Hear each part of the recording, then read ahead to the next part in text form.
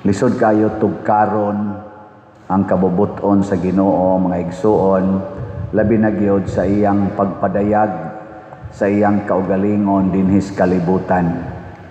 Nganuman kay bisan tuod ang mga Hudiyo, ang mga Pariseo, mga Israelita in general, nagpaabot sa Mesiyas nga matao, pero wa sila mag-expect nga ang Mesiyas nga mao si Hesukristo matao sa paagi nga yano kayo. Unya, sa dihang nanulti na siya, nagpadayag na siya siyang kaugalingon, iyang gipadayag ang kamatuoran nga wa gyud sa tawhanong panabot, wa gyud maigo sa iyang kahimtang. Nang litan moingon siya, anak kos Ginoo. Pero naman si Papa ug Mama, si Jose ug si Maria. Kita man sila pagkatao niya, kita sila pagkamabdos ni Maria, kay silingan man sila. Ningon siya, ako mao ang manluluwas. Wa magi siya kay eskwela, kay perting pobriha, siya nanoy manluluwas. Mura bagwa maigo ba? Ni samot pag yung niingon siya nga, wap gani matao si Abraham, ako mauna. Samot na gyud kalisod. Parehara na sa usa ka asawa ba nga ang bana gi-accuse og kanini ang nangabit niya, ang bana mo ingon di lagi na tinuod, pero hastang babae niingon kabit ko niya ang bana mo ingon ay di lagi na tinuod. Kamo mga asawa mo tuo mo niya, ang mga tao mo ingon kabit lagi na niya ang babae ng kabit lagi ko niya ang bana ni mo ingon di lagi na tinuod, ako'y tuhoy. Saman mo tuo mo. Daghan na kaing tao ba naka-observe o nakapamatuod, nakabit yun siya. Ang imong bana ra gyud mo bugtong tao nga niingon ay kuan lagi, di lagi na tinuod, tuhoy ko. Saman tuo mo. Nanay mga pictures, nanay mga ilang text messages, inana. Saman mo tuo mo, yung di lagi na nako kabit. Lisod kay tuhuan. Mao na ang pagtuo lahi sa rason. Mo gani atong timan-an, ang faith is different from reason. It is higher knowledge. Pag ibutang man natog knowledge, it is higher knowledge. Gitawag na siya og wisdom. Mo na diri sa atong kaning unang pagbasa, si Abraham dili sayon ang iyang nadawat nga saad sa Ginoo.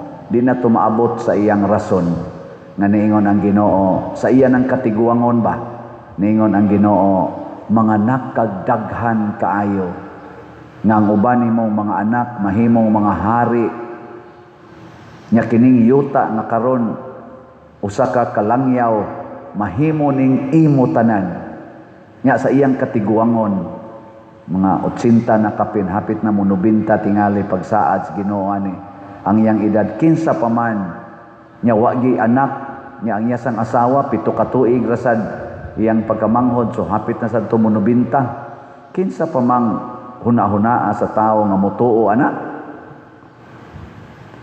Mao na nga di pakita ni Abraham nga nahimo gid siyang tinuod nga amahan tungod sa iyang pagtuo. Mituo siya, pertig yun niyang pagkahimo ang amahan.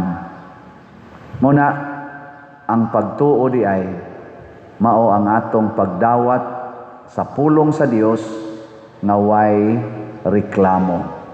Ayaw na pagsigig analyze sa pulong sa Dios.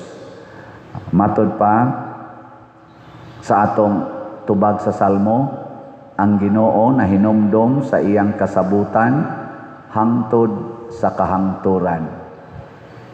Og kung isulti na gani nas Ginoo, din agi na mahitabo nga dili matuman.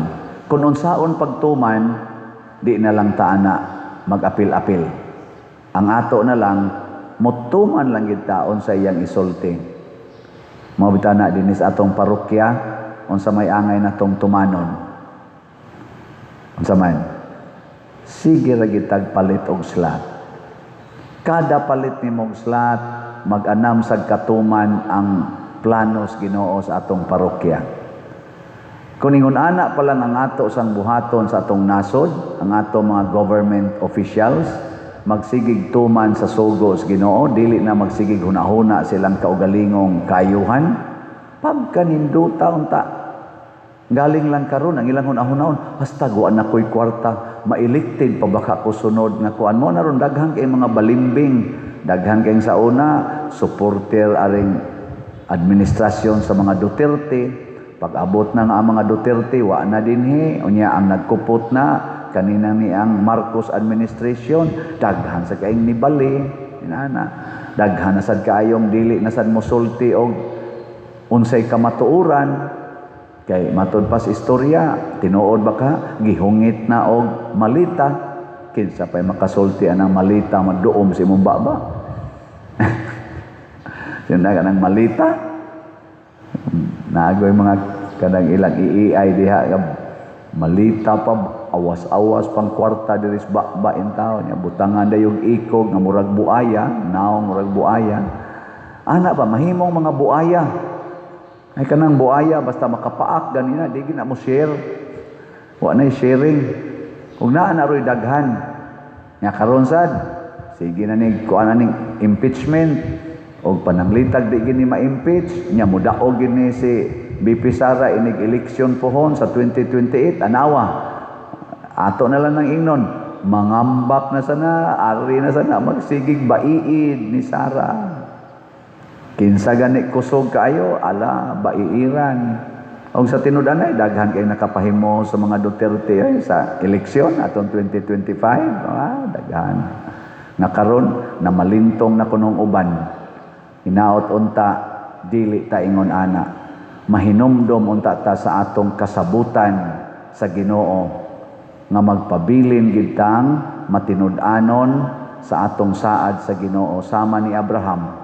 Nga mahimo ra ni kun motuo tang ang Ginoo sad di sa gyud malimot nato. Mo na nga kun mobalintong tas pikas moadto ta yawa-yawa tungod las kwarta di sad ta makaikyas sa mata sa Ginoo.